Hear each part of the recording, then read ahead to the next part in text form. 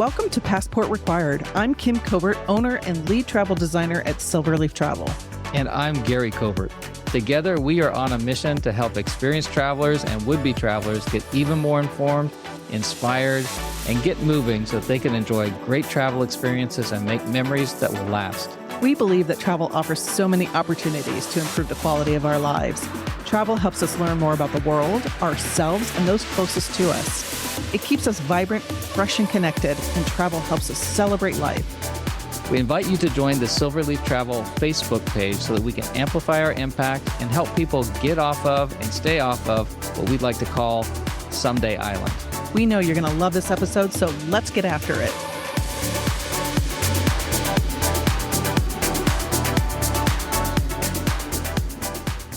This is a really great episode. Very excited because we are interviewing Bion Rice with Artiste Winery and Dave Pollock, owner of ForFriends Inn and Village.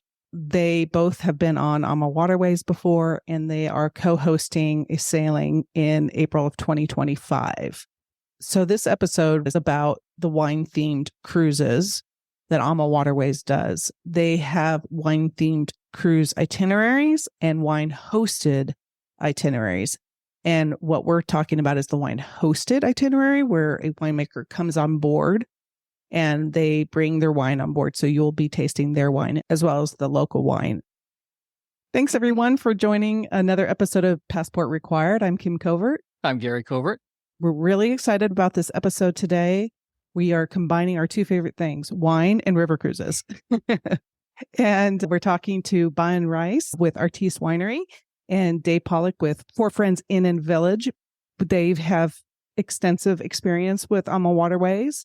So we're going to talk to them today about their past experiences and what we have in store for the future. So Bion is a third-generation winemaker, started his winemaking journey in 1997 at his family's Sunstone Vineyard in Santa Ynez, California. With a background in art and a desire to fuse his passions for art and wine, he introduced Artiste in 1999. Artiste Tasting Studio opened up in 2003, becoming the must-visit for wine enthusiasts who appreciate art. Bion invented the concept of art-inspired wines, blending wines based on the emotional and sensory experiences derived from artworks. Each wine at Artiste is a limited edition work of art. And ForFriends Inn and Village is a 14-room boutique hotel located in Santa Ynez, California. Founded by Dave and Katie Pollock in 2012, ForFriends quickly established itself as the destination for couples who enthusiastically enjoy the gifts of wine, music, and friendship. ForFriends is constantly ranked as the #1 bed and breakfast in Santa Ynez Valley with 5-star ratings on TripAdvisor, Google, Yelp, and all major online travel agencies. On this point, ForFriends still subscribes to its original mantra to arrive as guests, leave as friends. Thank you so much for joining us today. Thanks for having us. Glad to be.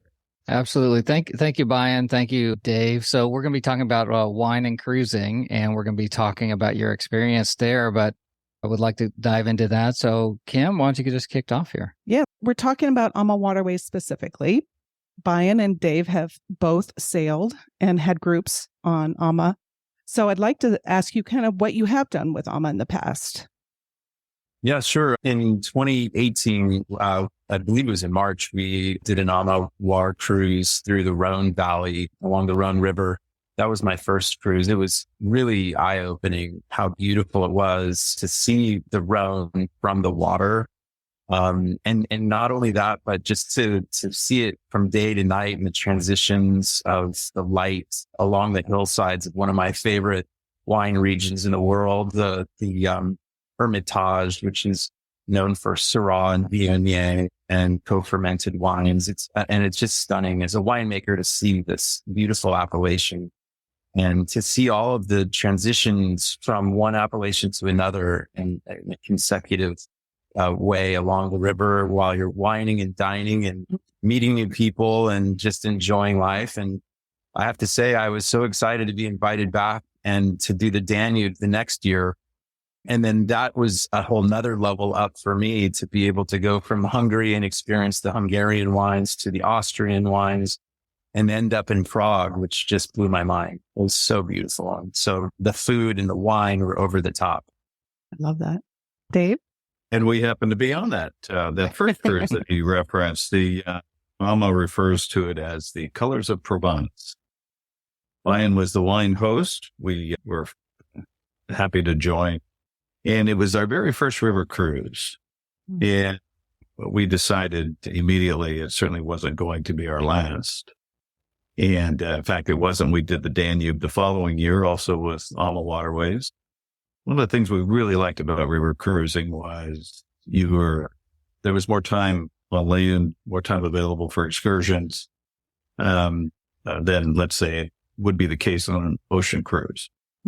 The fact that the boat, the ship was smaller, much more intimate, 70-ish number of staterooms, really made for a much more intimate experience. And then couple that with the fact that we all were there with a common interest in wine. We had one of our premier winemakers in the region, Bion, was there to host. It's pretty tough when you got to sit through a lecture comparing, Santa Barbara County Rhone varietals versus the French Rhone varietals with 8 glasses in front of you tasting through. That was probably a nice comparison. Do you have the old world wines from Europe with the California wines that are so popular as well? Yeah. Bion actually did multiple lectures, all wine themed, and it was just absolutely fantastic. We did not have a chance. We did the Danube the following year, but we were not on the same boat, same cruise as Bion and Anna, but it was still quite enjoyable to go through the wine region. So we're doing Bordeaux this time around together. So excited. And we're certainly looking forward to that. Dave, we're going to be diving in to talk about wine a lot because this is a wine themed cruise, but I did want to get your perspective from a hospitality expert, having run a hotel and bed and breakfast. So what's your impression of just river cruising from food, accommodation, service, hospitality point of view? To me, the first thing that informs everything is the fact that it's just a much smaller and more intimate environment. I think the boats we've been on with AmaWaterways, 72 staterooms plus staff. It really just makes all the difference in the world, truthfully, as opposed to a great big floating city. True.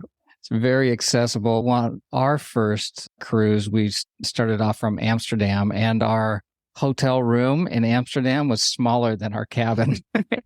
When we got on the boat, when we finally got on the boat, it's like, oh, I can breathe again. It's like that's funny. That little space. Yeah, that's fantastic.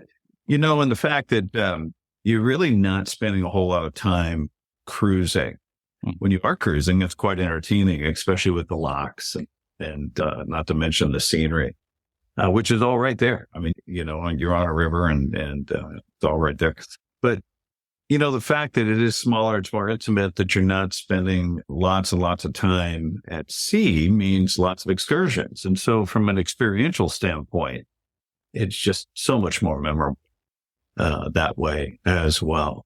And whether you choose wine-themed excursions, which are made available on these wine-themed cruises, or you want to do just more generic excursions like bike riding through the countryside or visiting museums or whatever. It's just everything from the people to the countryside is just so much more accessible.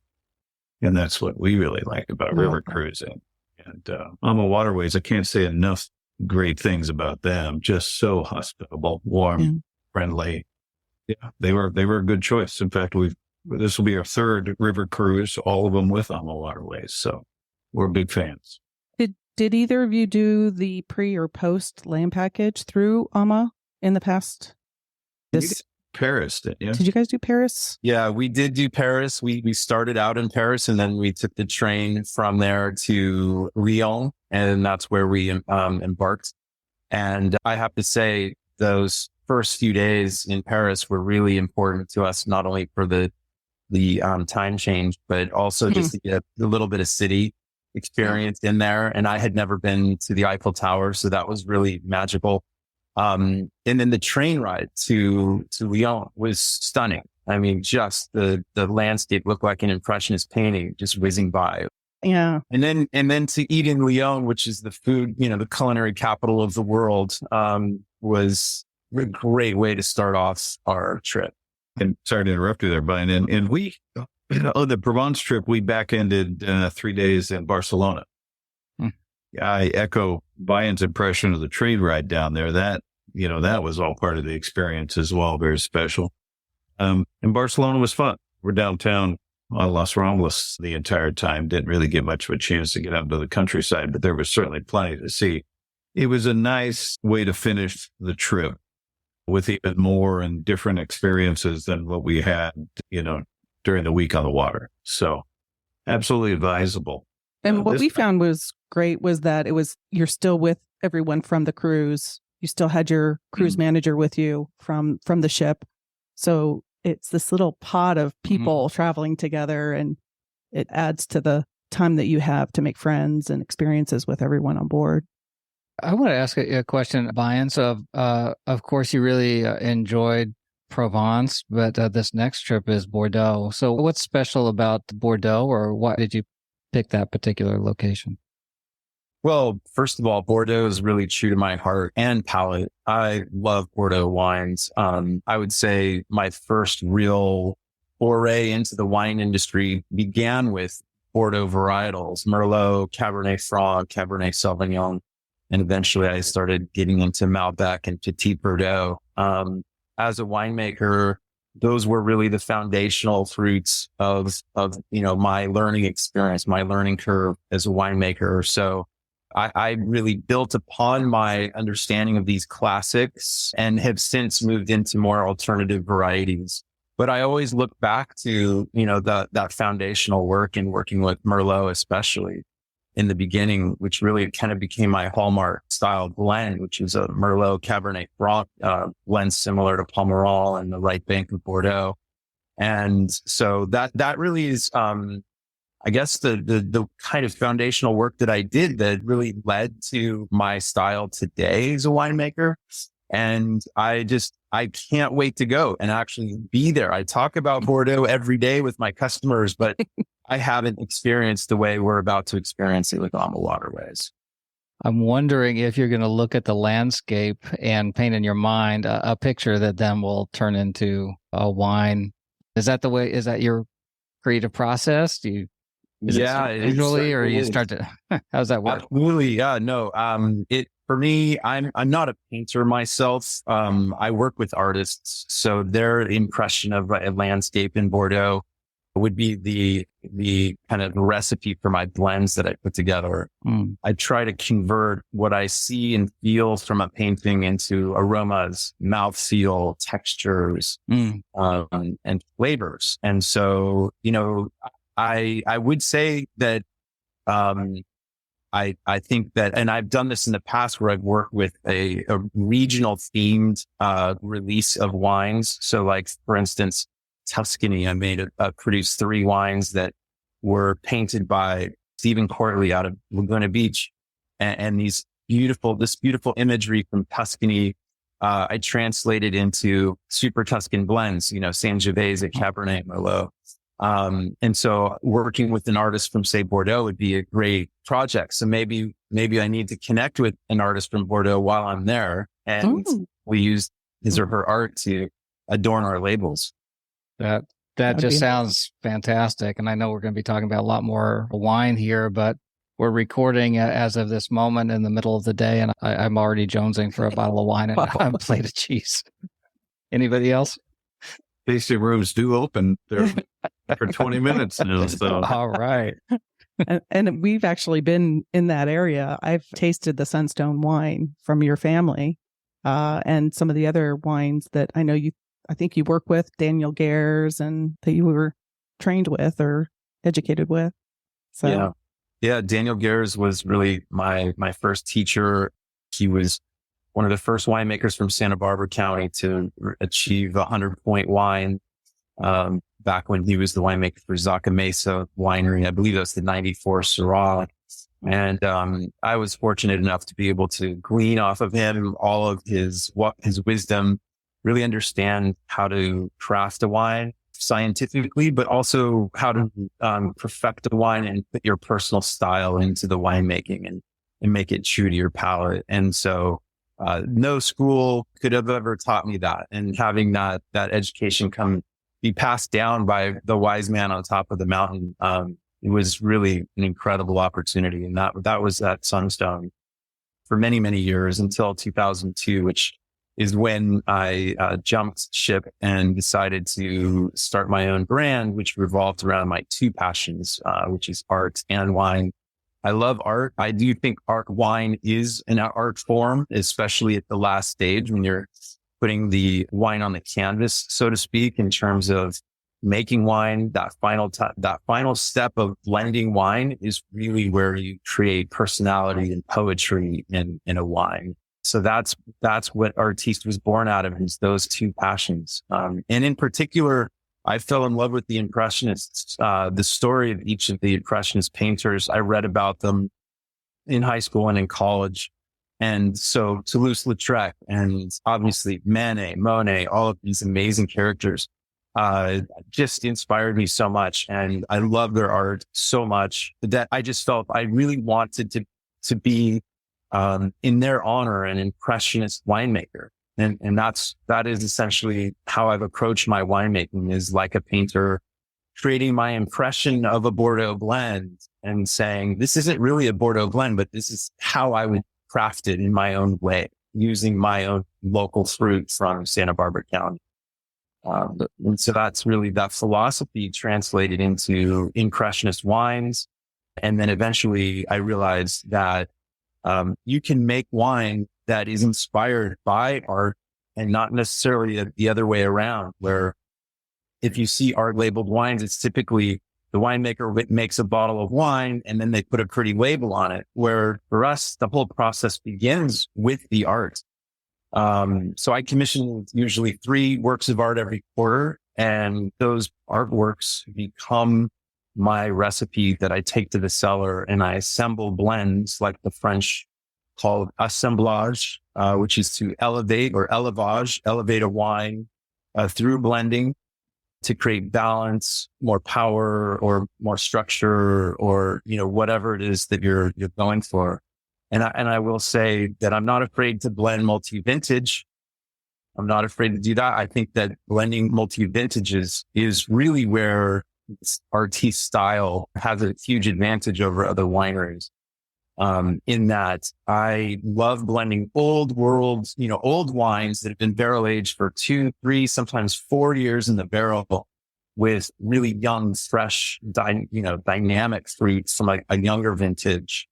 So you get the best of both worlds. You get that fresh, racy acidity and vibrancy and the tannin from the young wine, but then you can soften it and give it that, what I call poetry in the glass, by putting aged components into the blend. And that's what's so fun about this last step, that final touch of putting that personality or your own true palate into the wine. And I really do draw this parallel of being a painter. I feel like I'm actually painting with wine, and the bottle is essentially the canvas, or it's what's capturing that, or putting time in the bottle. So from a philosophical perspective, most winemakers are about minimal intervention and terroir, capturing the true essence of a site in the bottle for people. And every year that site changes. And so the vintage is very important. And those terroirist kind of theory is very, the general trend, especially here in the United States, is to capture the vintage, the varietal, and the location in the bottle, where Artiste is a huge divergence from that, in that we don't have any rules at all. It really comes down to what was the art that was used to inspire this blend. And the blend has no political boundaries. It doesn't have a vintage. It doesn't have a varietal specific. One varietal never happens. And there's just no rhyme or reason to what ends up going into the bottle, other than the fact that it tastes really, really good and it smells amazing. One of my questions was, what's the benefit of having a winemaker on the cruise? And I think you just got a double barrel dose of what it's like to have a true expert with an amazing amount of passion and a philosophy to back it up, to be an expert with you on the cruise. And that's the reason why we're talking with you guys today. You are being invited back to be the wine host, and you're co-hosting with ForFriends Inn and Village to bring back your wines on board to everyone on board this time. So it's open to everyone, which will be amazing. And you can have lectures, and the itinerary will be obviously very wine themed driven, but you may have some extra special attention in there. Do you guys have any special ideas that what you want to do, or any thoughts on how you envision this sailing to be? I'll jump in there. I know my hope is that we get to spend lots of time with each other, but really with Bion, because as you just heard, Bion's got such a special and unique, not only base of experience, but a way of presenting it as well. And so our hope is for our guests from ForFriends, the ForFriends side of this cruise, really have an opportunity to spend lots and lots of time with Bion, whether it's on the ship or out in some of the wineries that we've got planned for excursions. It'll be really great. I did want to tell you that I think Bion perhaps being a bit modest when he says that his Bordeaux blends are good. They're really good. We met Bion, gosh, I think it's been 10, 12 years ago now, and have been involved sharing his wines with our guests at ForFriends. And it's really been a special relationship. We've even, one of the things that Bion offers is the ability to do your own blend. You can do your own blend. You can buy it, you can blend it, and you can buy a barrel and have it bottled, and you can do your own artwork, and you could co-brand it with Artiste. And we've done just that. And it was one of the most special wine country experiences I've ever had. Wow. Doing that is different. Yeah. So, in fact, what do you call that program? Bion? So it's called barrel. It's a little play on words. It's called BYOB. Instead of bring your own bottle, it's blend your own bottle. And you can literally sit down and we work with you to create a red blend to your palate that you get to blend, and then cork and, bottle the wine with your own label that you get to hand draw, sketch, whatever medium you want to use, and then wax dip the bottle in a color of your choice. So it's within an hour of sitting down, you walk away with your own unique bottle of wine that you can open up a year or two from now. That's so cool. Yeah. So ForFriends, Bion, his wife, Anna, there's the Artiste label or his family label, Sunstone. We've had such incredible experiences together over the years. And so, Gary, back to your question, what I hope and want for our guests who are going to join this cruise is that they get to experience some of that as well. Mm-hmm. And what I would really encourage people to do is spend a few minutes with Bion as they're tasting through, because he's got an amazing palate and can pick out nuances like you just can't believe. Feel the flavors and aromas and feelings. And, I can usually get 2 or 3 things. He can get 10. And then when they're pointed out, then you notice them. That's one of my big learnings that from us traveling is that it's so important to have a guide that really knows where you're going through, because it's very easy to just overlook. It's like you walk by this church and just go, yeah, there's like that church. But if you're with like a city tour expert, somebody who's been there a million times and really loves the place, they'll point out things that you would never have seen. And it just time and time again. And one particular one, I'll try to make this really brief, but there was this one church, I forget what city it was, but it was a Protestant church, and it was just across the street from another church. And they had one of the gargoyles up on top of the church, hundreds of feet up, that you really couldn't see unless you really knew it was there. But it was a very obscene shape with water squirting out of it, pointed directly at that other church. So and you would never have seen it. You would never have picked it up unless it had been pointed out to you by an expert. So glad we didn't miss that. Yes. See, I like stuff like that. But having an expert winemaker on board, you're going to learn so much, obviously about wine in general, but his wine too. And so it'll be exciting. So, Bion, how about people that are moderately interested in wine? Will there still be stuff for them as well? Absolutely. That is a good question. I always think about those that don't drink or that aren't big red wine drinkers.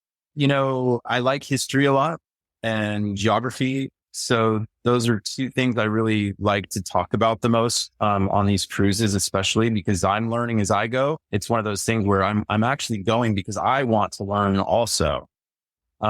So one of the lectures I did, I believe it was on the Danube, was the Judgment of Paris, which is basically a competition or a challenge, if you will, between French winemakers and American winemakers that started in the 90s. And it's been going on even till today and will continue to go on. But it basically was a comparative challenge between California wines and French wines. And I think it's not, at the end of the day, there's no winners, right? But I think it's important to kind of point out that California wines did win in the challenge. And on many occasions, every 10 years, they keep trying to take these old wines that they originally were battling over, and California continues to win even after 20, 30, and maybe 40 years. We'll see. Yeah.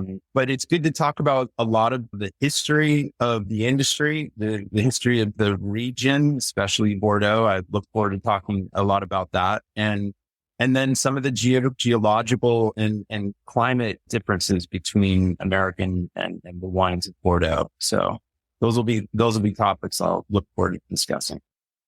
Excellent. So you won't get mad at somebody like me who's a bit of a neophyte on these things. So you can bring me along. Absolutely. Good. And for those that really aren't interested in wine, there's still plenty of excursions that, biking, walking, city tours, things of that nature. Absolutely. So we'll definitely have something to offer everybody. For sure. Lots of different activity levels as well. You'll be very busy with everyone.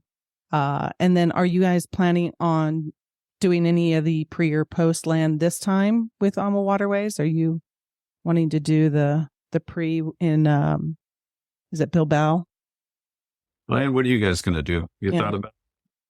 I have not even gone there yet. So I have to get with Anna. So she and I need to sit down and look at our schedules. We had to do Bilbao. Mm-hmm. We're looking forward to that. Haven't spent Spain is an area we'd like to explore a bit more. So, yeah, the options are 2 nights in Bilbao and 2 nights in San Sebastian before the cruise, or 2 nights in Loire Valley and 1 night in Paris post cruise. So those are the optional. Loire sounds amazing. I think the Loire sounds like that would be my preference. I love the wines of that region. So this cruise is April 3rd of 2025. So we have some time.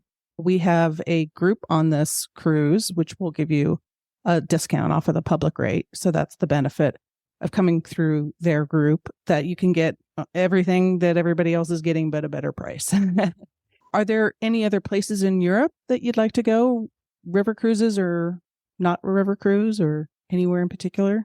Yeah, absolutely. I mean, Portugal has been top of my list now for a long time. I've never been, and I love the wines from that area as well. And it's the type of wines most people are unfamiliar with. I would say it's a lesser known region, lesser known wines. They're not in wide distribution around the world. So it's a little bit more eclectic. I've heard that Portugal is very colorful and the architecture is amazing and the food is phenomenal.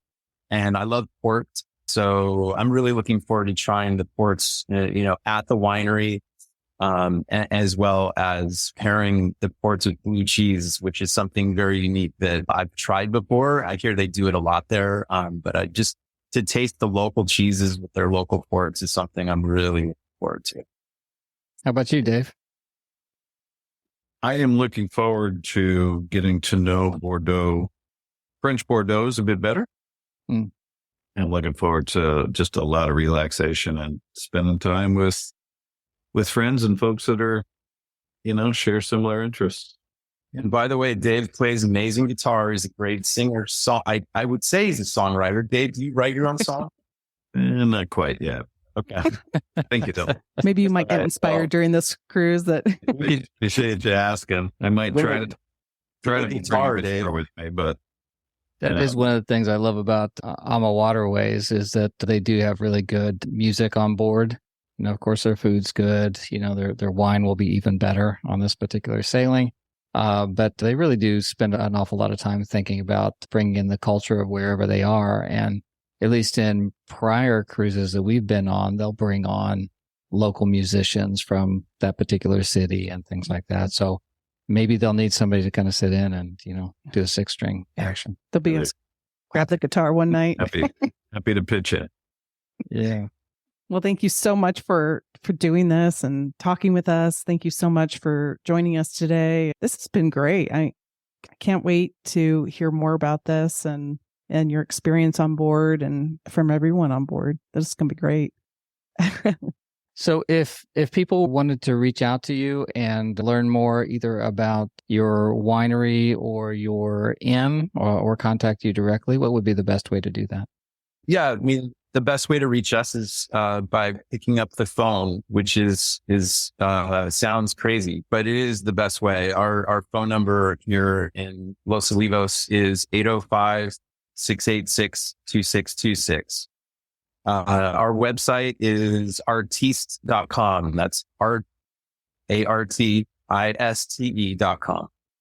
Then I'd give my cell phone out over this, but I think it'd probably be smarter to give my email. My email is Bion, BION @artiste.com. Feel free to email me anytime. I'm pretty quick to get back to you, and I'm looking forward to answering any questions you might have. Great. And how about you, Dave? We can be reached by phone, area code 805-693-0303, or by email, Smitty, SMITTY, @ForFriendsIn.com. And our website is quite good as well. You want to see what ForFriends is all about? www.forfriendsin.com. Yeah. It really is a charming looking location. I haven't been there yet, but yeah, it looks fantastic. Thank you. I love that you expanded during the pandemic. That was the best story. Took advantage of it and made it even better. And I can testify that the village that he built is very private. It's very quiet. It's, the rooms that he built are spacious and the beds are very, very comfortable. And it's all walking distance to some of the top restaurants in San Ynez Valley, which I like because then you don't need to drive. Very smart.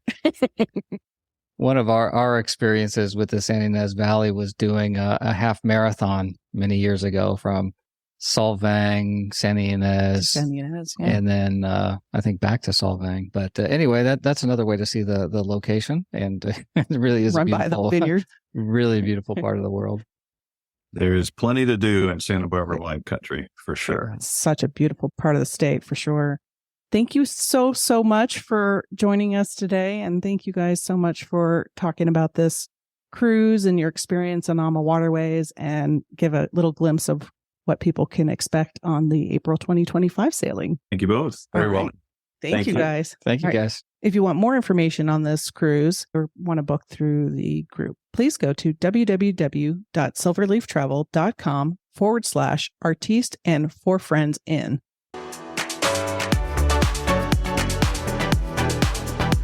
Thanks for listening to Passport Required.